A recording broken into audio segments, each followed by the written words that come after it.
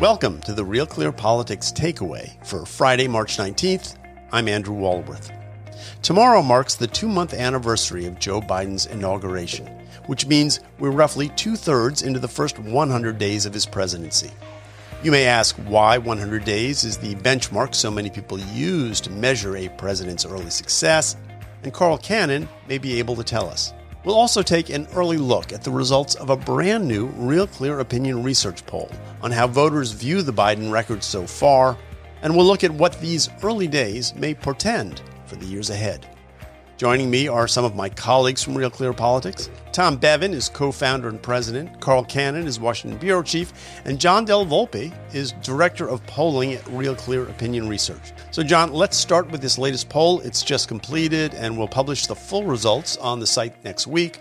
But give us a preview now of what you asked voters and what your main takeaway from the poll is. Great. Well, thanks again for having me, Andy. Yeah, we just completed a poll, a couple thousand registered voters. And as you said, the focus is on the first 100 days of the Biden administration. And I think there are a couple of things that we want to focus on. We want to start to get a baseline on, approval ratings, favorability ratings, et cetera.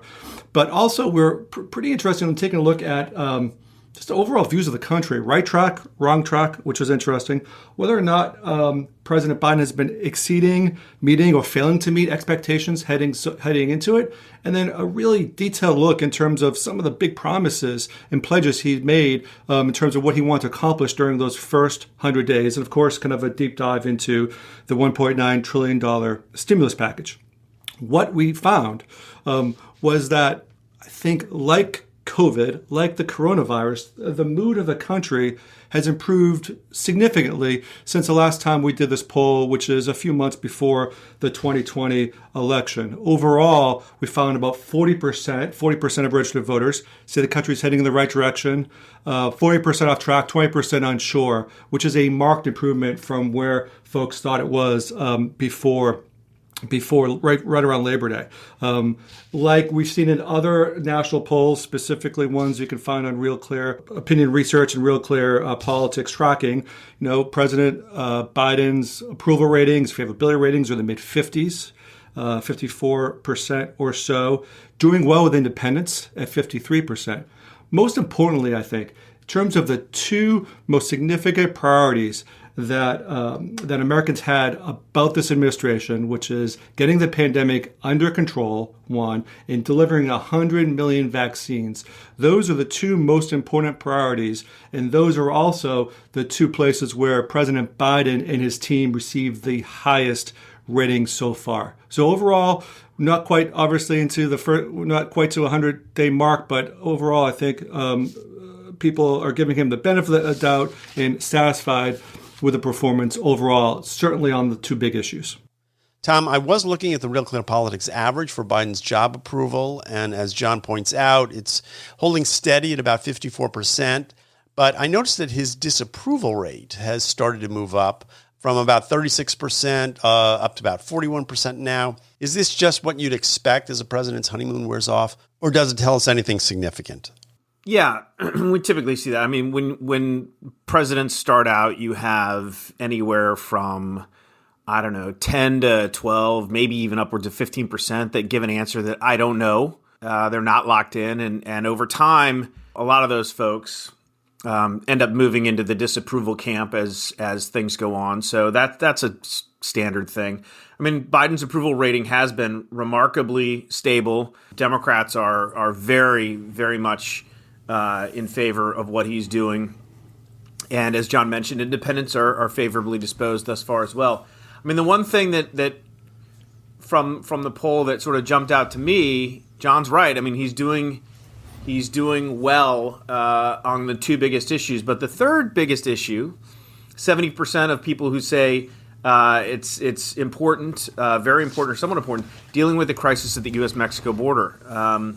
And that's something that obviously has popped up as a real political issue for the administration that they continue to grapple with. So we'll see how that plays out. But by and large, the first 2 months, he's getting good marks from the public. He did manage to pass the American Rescue Act, although it wasn't in a bipartisan fashion, which was something that he talked a lot about. And even folks like Joe Manchin in the Senate talked about wanting that to be bipartisan. It's not. And so we'll see how the politics of that plays out over time as well. Carl, I did promise at the top of the show that you'd tell us where this 100-day benchmark for presidential performance comes from. So give us a quick history lesson here. Well, Andy, it seems sort of arbitrary, 100 days, doesn't it? And we don't count anything else that way. But if you had used the phrase 100 days to refer to an executive of a Western country before 1933, if you were an educated person, you might have thought of Napoleon. Because the only time I know of that phrase was used commonly was in France in 1815, and it referred to the time when Napoleon came back from Elba the first time to Paris, and then his ultimate defeat at Waterloo. That was in 1815, 100 days. Now, that's not normally the kind of precedent a U.S. president would cite, but Franklin Roosevelt, who was educated and certainly knew that phrase, used it in 1933. And I think it's actually appropriate this time more than any time since I've been covering the presidency. I covered the White House for 15 years. I've been paying attention to presidents, but this time it fits. In 1933, March 4th, the day after his inauguration, the next day, Roosevelt got all his cabinet members together and swore them in as one. And he was sending a message to them. I want you to do something. I want you to work as a team. And what he wanted the New Deal. And they passed in the first 100 days, to be technically and to be honest, it was 105 days, but Roosevelt used the phrase 100 days in a fireside chat, and it caught on. They passed 15 major bills. And, Herbert Hoover said during that campaign in 1932 that this was not just a contest between one man and another. It was a contest between two ideas of government. And one was Roosevelt's, was the federal government needed to use the full power of the government to deal with the Great Depression. And the other was Herbert Hoover's vision was that that in the end, business would sort it out. He had a more laissez-faire idea. Now, history doesn't agree on whether the New Deal worked economically, but it certainly excited Americans, and it certainly gave Americans what they wanted. And I would suggest, and I'd be interested in what John and Tom think about this, that if you strip away Donald Trump's personality from the recent election, and I know to some people that'll say, well, that's like taking the iceberg out of the Titanic's maiden voyage. But if you take Donald Trump's personality out of it, there was a difference in philosophy. Not as much as Hoover and Roosevelt, but Biden ran between the Republican Party and the modern Democratic Party. And Biden represents the modern Democratic Party, and they wanted to use the full force of the government to deal with the pandemic and mostly to get to help Americans who were out of work because of the lockdowns. And so this bill that Biden shepherded through, albeit on a partisan vote, this is very much like the New Deal. It's like 1930. The government is going to help. The government's going to solve the problem. And that's where we are. So I think the 100 days comparison this time is apt. John? What's interesting when we talk about the language around the bill, $1.9 trillion stimulus, we actually did an experiment, and about half of the voters received just a very simple phrase: do you support or oppose the $1.9 trillion COVID-19 relief plan, President Biden's? The other half received essentially Democrat talking points, but the specifics could have within the bill in terms of what was accomplished, expanding the earned income tax credit, reducing health insurance premiums, extending unemployment, child tax credit, and the $1,400 checks. And when we strip away the ideology and we talk about what was in the legislation, like Pew and like other polls, we found that 3/4 of voters, 74%, supported the plan under those circumstances. When we don't talk about the details of it, 68%. And the net difference between 74 support, 21 oppose is 53%. When we don't talk about the details, it was 68, 27, 41%. So a significant difference in terms of how we're discussing the details of the plan. And what's, I think, most interesting is when we, again, strip away the ideology and the labels, we see a majority of Republicans, Carl, 54%, actually support the plan, knowing that cost almost $2 trillion, and knowing the details within it, 54%. So that speaks to, I think, kind of the role of government, the responsibility that we have as a country to take care of others when we take away, I think, some of the kind of the partisan labels and the personalities associated with the particular programs. We talk about the details.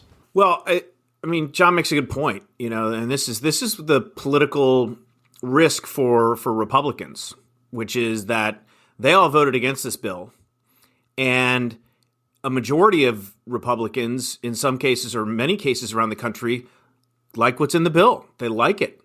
They like some of the provisions, maybe all the provisions. Now, some of the some of the criticisms that the Republicans in Washington lobbed against the bill, I think they're going to have to go out and make the case. And, I tweeted this out this morning. Tom Perez has an op-ed in The Hill saying, basically confirming the GOP's criticism of the bill by saying it was a bailout for blue state pension programs. I mean, he says basically pensions now are secure.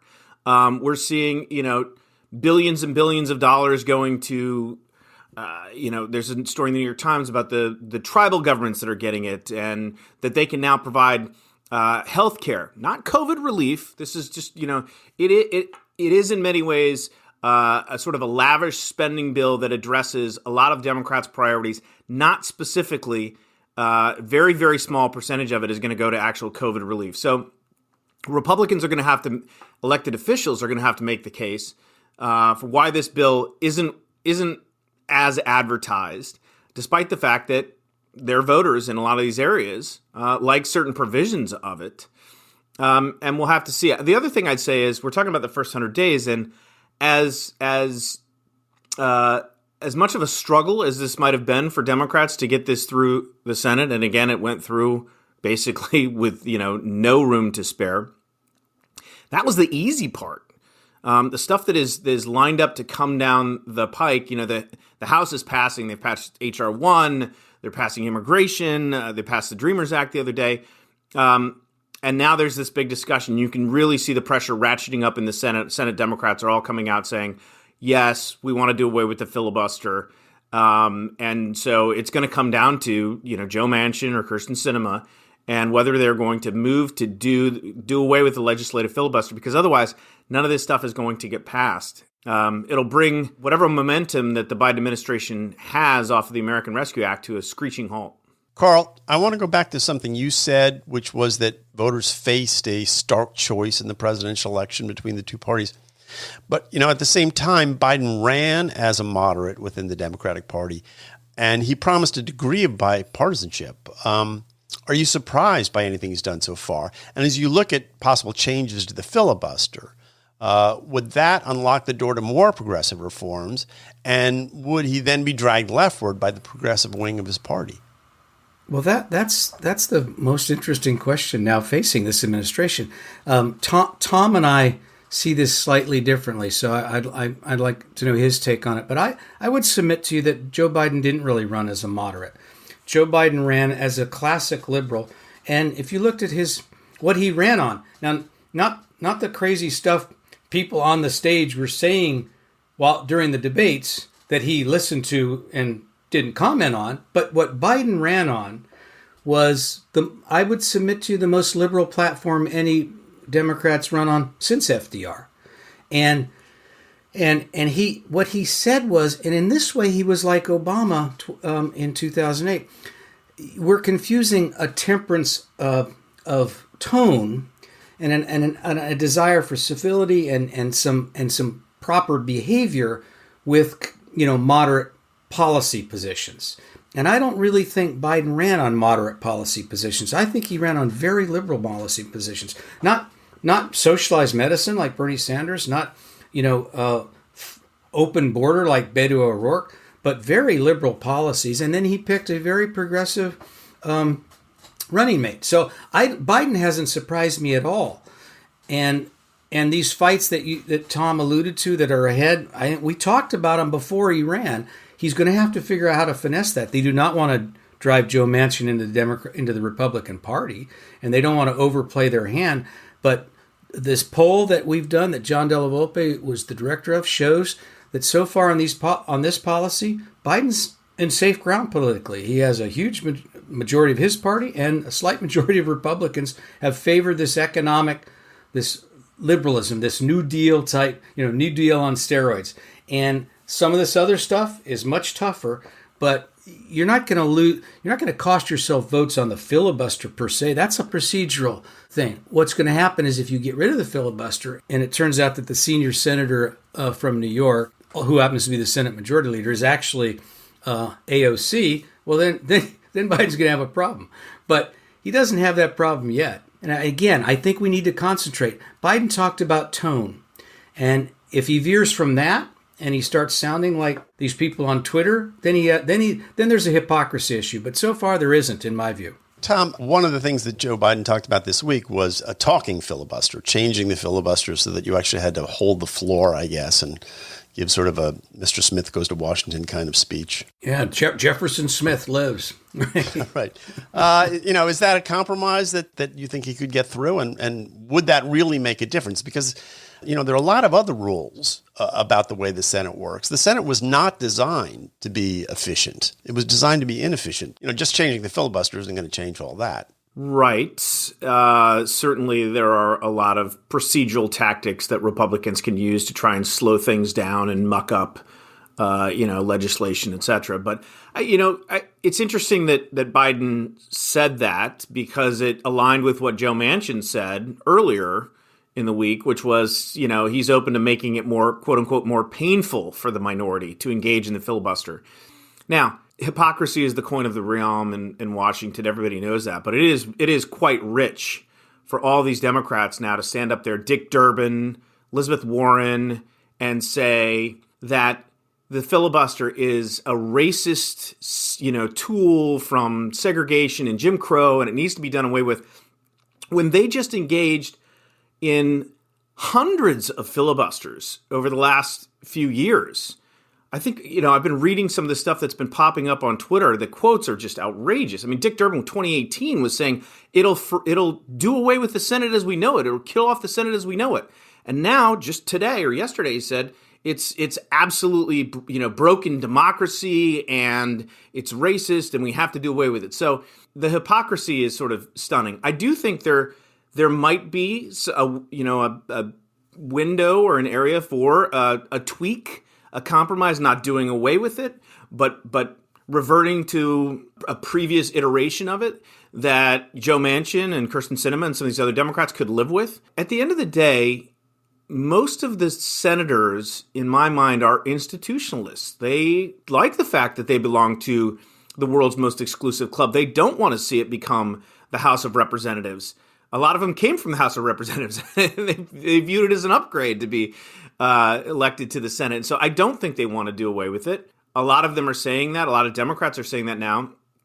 And they're under enormous pressure from activists and progressives who are saying, look, what's the point of winning the election on November 6th? What's the point of winning the Georgia runoffs in January if we're just going to sit here and be thwarted by the minority, albeit in a, it's not like it's a, 55-45 situation. I mean, it is an evenly divided Senate and pretty much an evenly divided country. So, John, isn't that the problem, that at the end of the day, it's a closely divided Senate, it's a closely divided House, and it's a closely divided country? I mean, that's one of the things that our polls have consistently shown. And that any sort of promise that they were going to sort of streamline legislation or that by somehow lifting the filibuster, all of a sudden the Senate becomes this sort of quick mart for legislation is misleading the American people. And that, eventually you got to compromise given the way this country is right now. And I think that's in many ways why Biden won the Democratic primary and why he's the president today, right? It's as much about his temperament and his ability in his innate ability to be kind of a healer and someone who can transcend some of these many divides. I don't know if he was, as Carl said, is dragged as much to the left as he was kind of pushed there a little bit by like a really new and interesting coalition, I think, that is unique in the last couple of decades in terms of young voters, plus baby boomers and older white voters. They didn't vote for him. I don't think a majority voted for him, but he certainly did far better than any Democrat since Bill Clinton. And of course, the communities of color.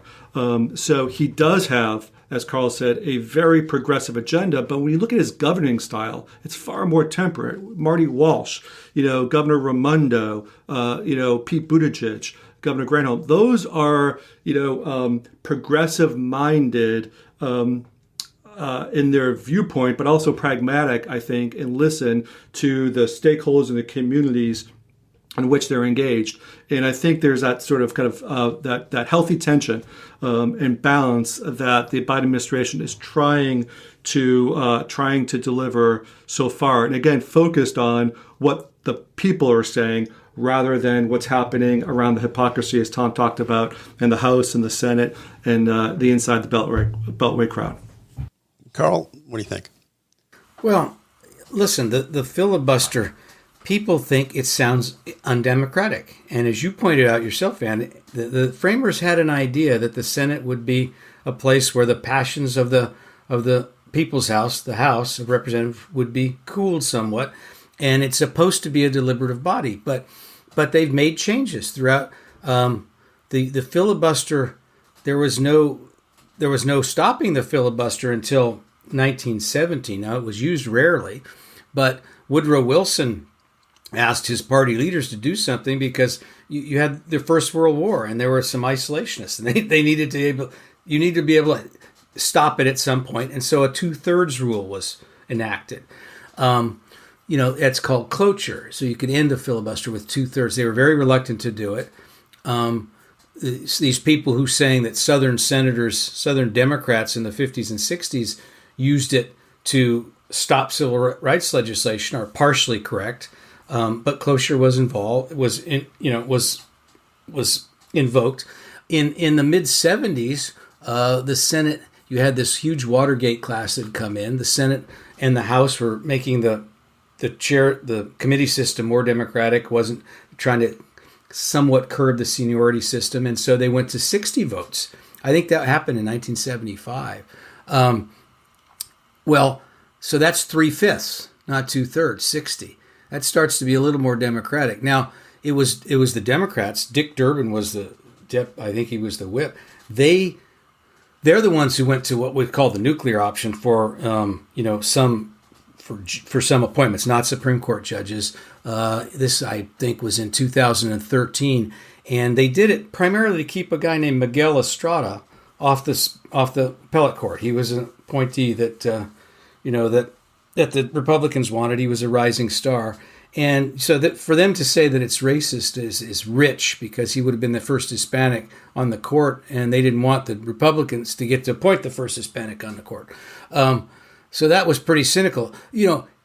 Mitch McConnell warned Reid. He said more genteel language than this because he's from Kentucky, but he said to Reid, this is going to bite you in the ass, and sooner than you think. And it did. And so now Mitch McConnell has gotten Supreme Court judges through on a straight 51 vote. That's really not how the Senate was set up. But it's supposed to not just be 50. The Senate, you say it's very closely divided. It's evenly divided. It's 50-50. The vice president's supposed to cast these. The founders did not see that, and most senators do not think really that's the way it should work.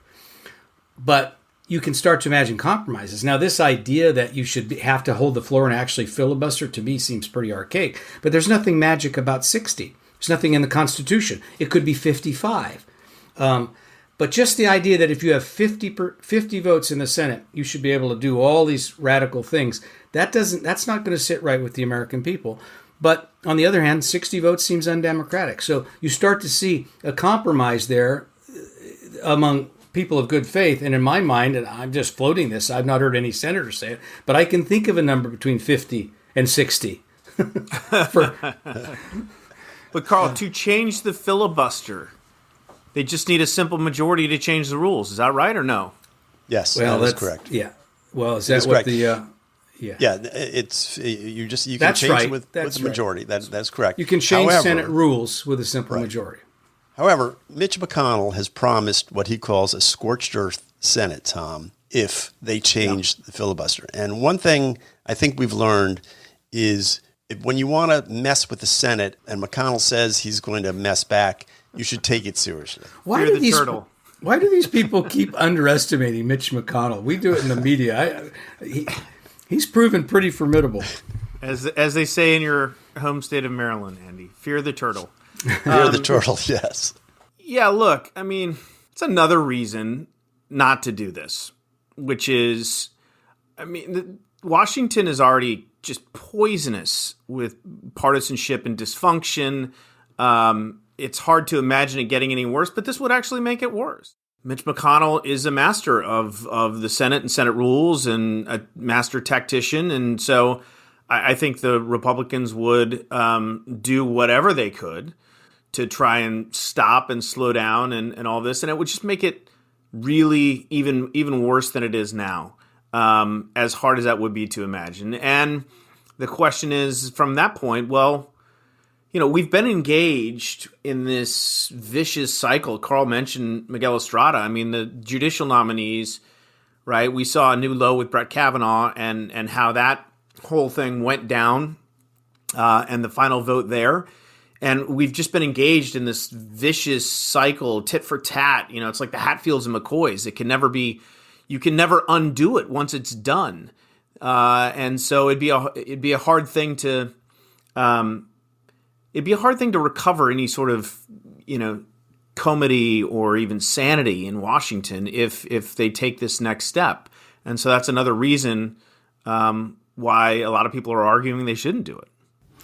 If I could add to that, if that happened, it would almost certainly be a short-term, and only short-term victory, I think, because the greatest impetus for increasing turnout among communities of color, specifically among younger people, is the Trump presidency. And if McConnell and the Republicans had some sort of short-term victory around that time, I think that would just boost turnout even further. And although we're a 50-50 country today, every single year when we lose older, more conservative voters, they're replaced by 2-1 by younger, more progressive voters. So what I think is that perhaps it could be a short-term victory here or there, but the longer-term trajectory is the Republican Party needs to figure out if they're going to play a longer game and kind of realign kind of their current, I think, ideology and policy to kind of where the country is headed.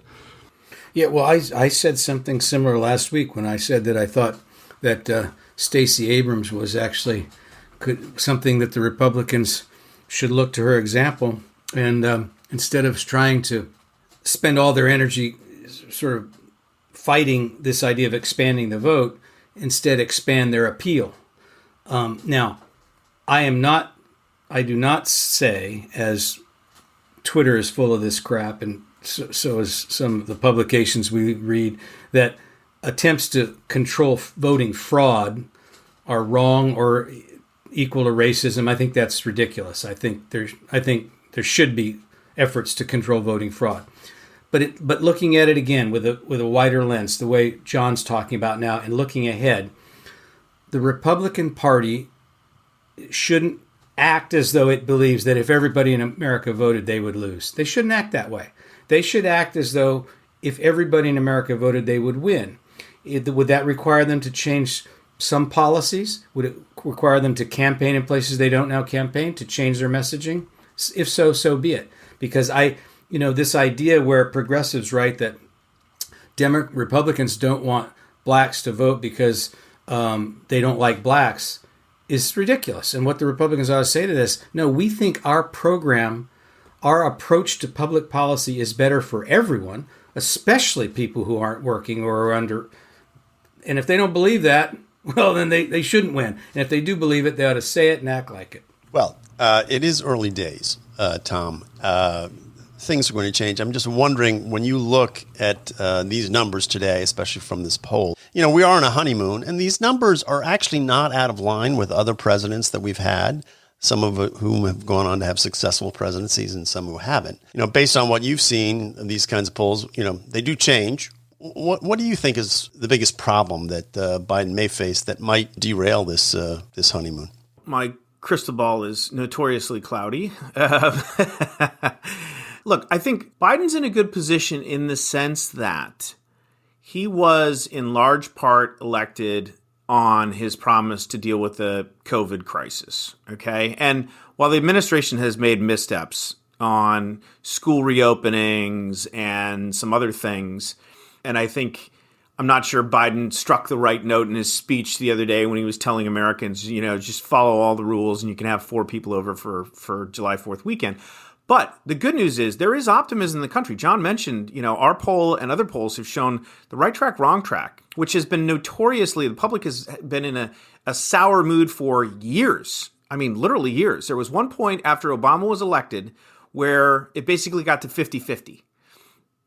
And after that, it went way down. And it's always been basically like a 2/3, 1/3. 2/3 people think that the country's moving in the wrong direction. Only 1/3 think it's moving in the right direction. And now it's back up to, into the 40s, which is a significant change. The discrepancy, right, between right track and wrong track is down to, 15, 20 points, which is a remarkable improvement.